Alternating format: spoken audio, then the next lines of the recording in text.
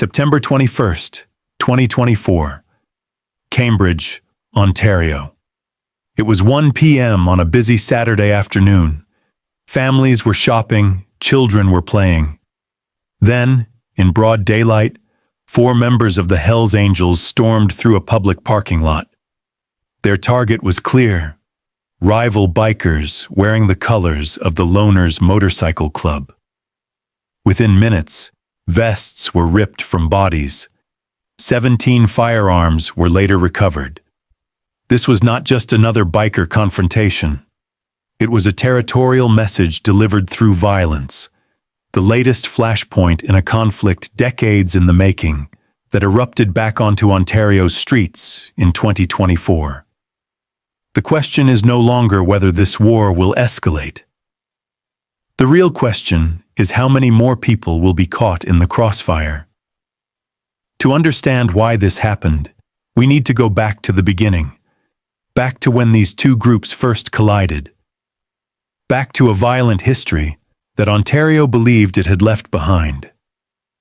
The Loners Motorcycle Club was founded in 1979 in Woodbridge, Ontario, by Frank Lenti and Jaro Rosso.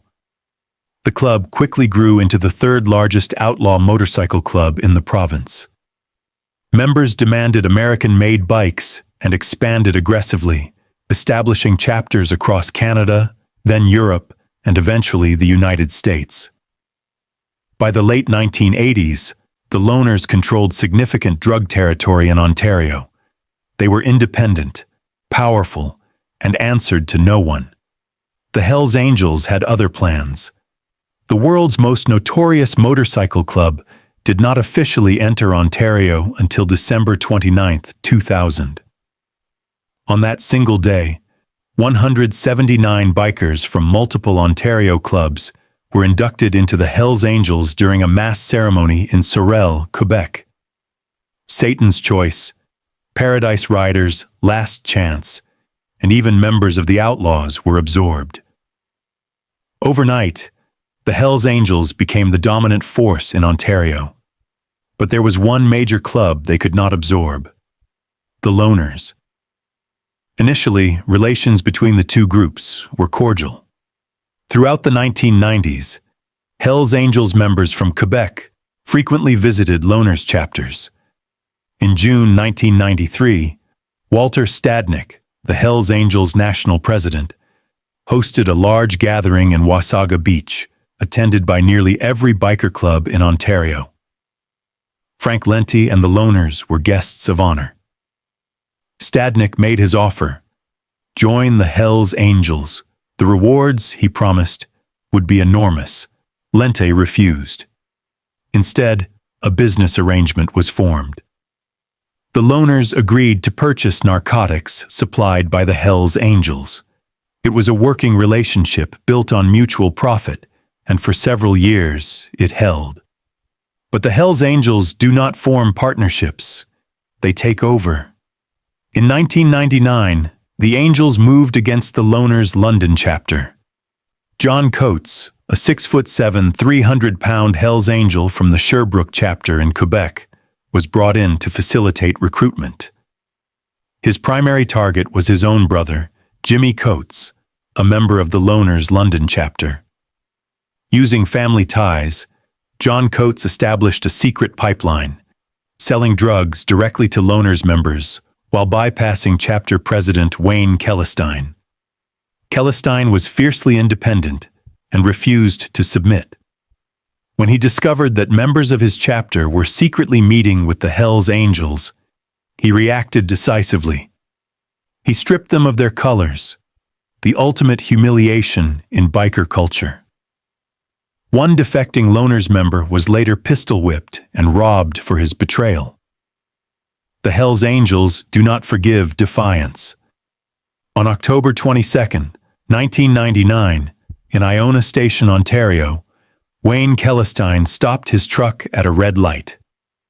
A vehicle suddenly pulled alongside him, driven by 2 Hells Angels associates, David M. Leash and Philippe Gaston. A shotgun emerged from the window.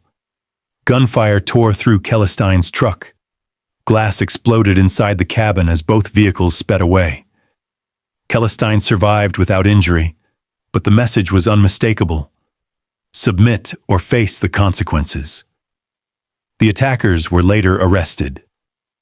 John Coates, Jimmy Coates, M. Lish, and Gaston were charged with conspiracy to commit murder.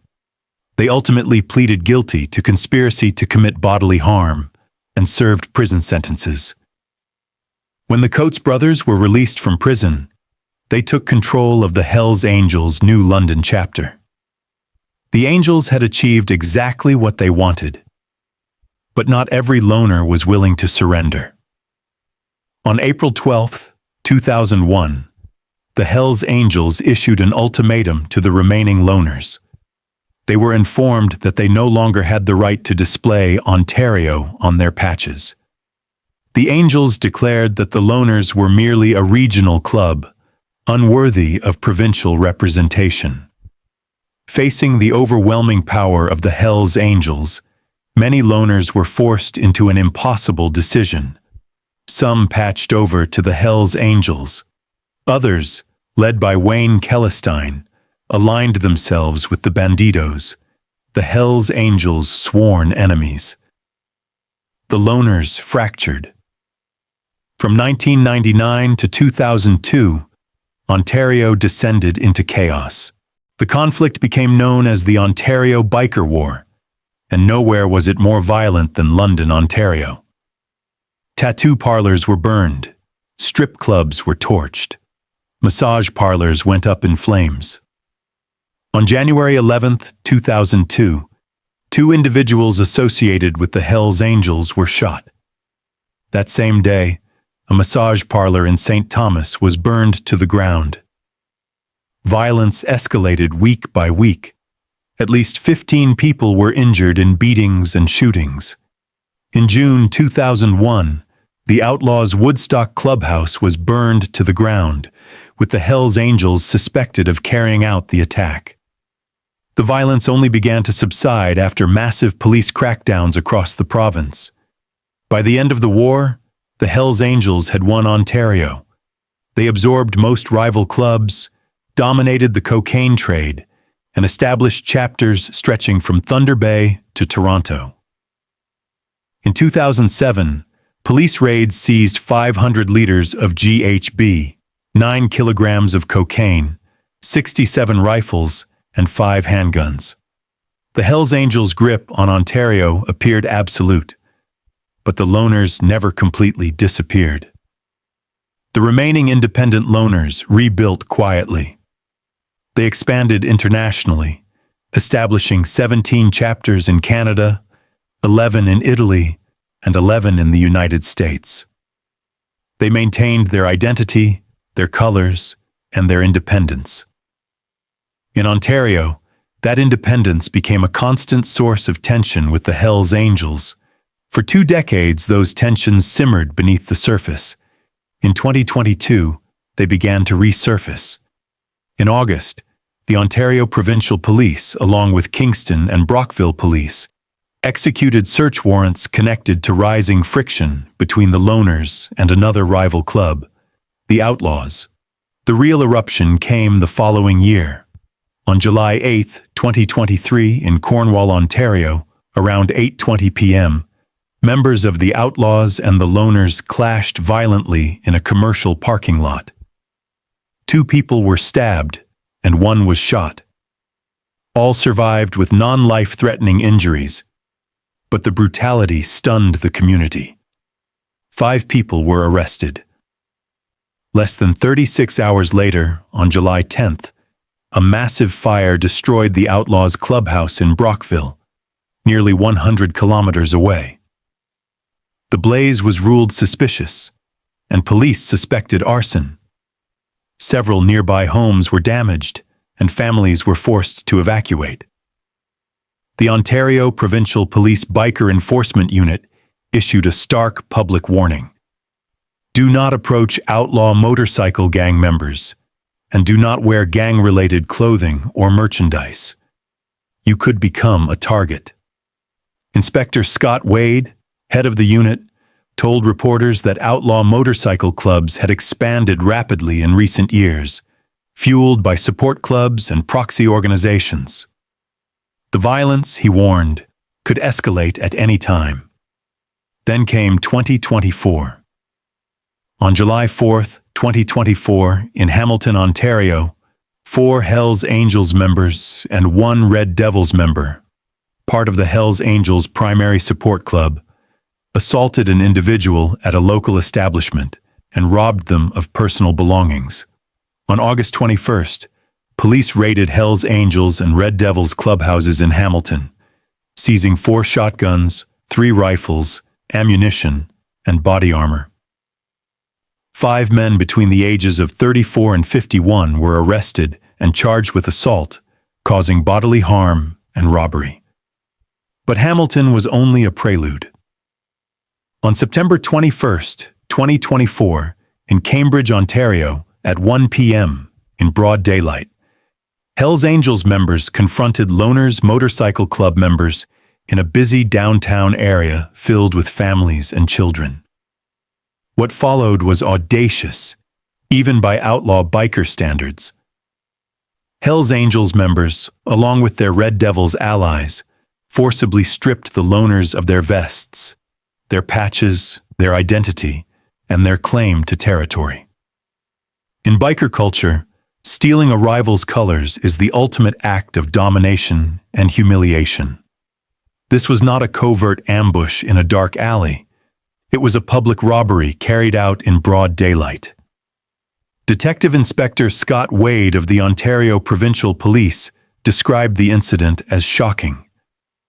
2 rival outlaw motorcycle clubs met in a public location during the day, surrounded by families and children, and carried out a violent robbery in full view of the public. The investigation moved quickly. On October 17th, Ontario Provincial Police, assisted by Waterloo Regional Police, executed search warrants in Cambridge and Kitchener. 1 week later, on October 24th, additional raids were carried out in Seaforth and Whitby. The seizure was extensive. Police recovered 17 firearms, 9 magazines, ammunition, a prohibited weapon known as a get-back whip, a weighted leather whip used as a striking weapon, 3 Hells Angels vests, multiple mobile phones, unidentified pills, and various items of stolen property.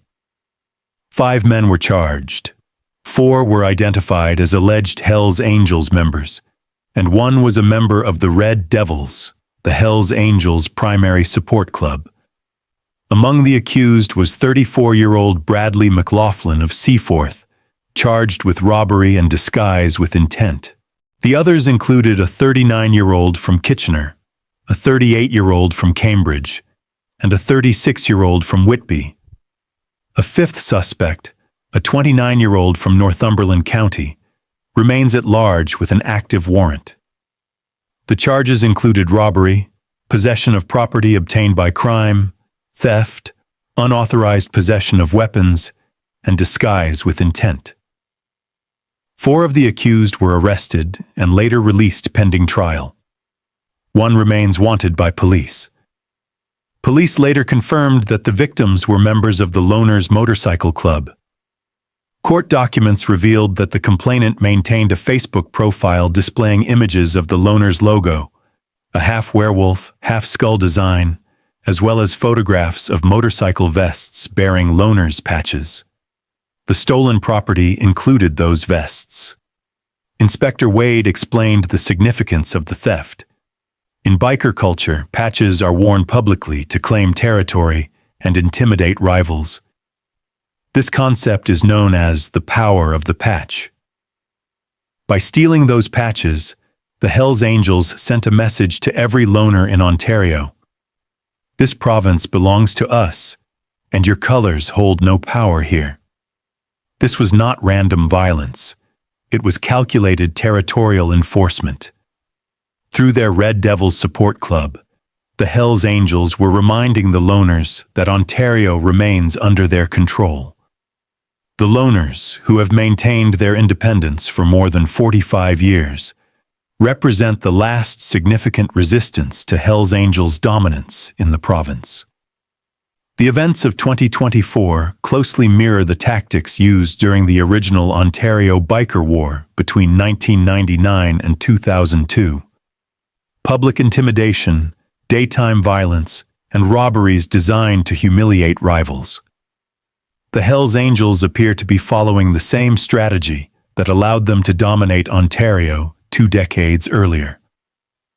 But the Loners are no longer the same organization they were in 1999. Today, they are an international club with chapters across multiple continents.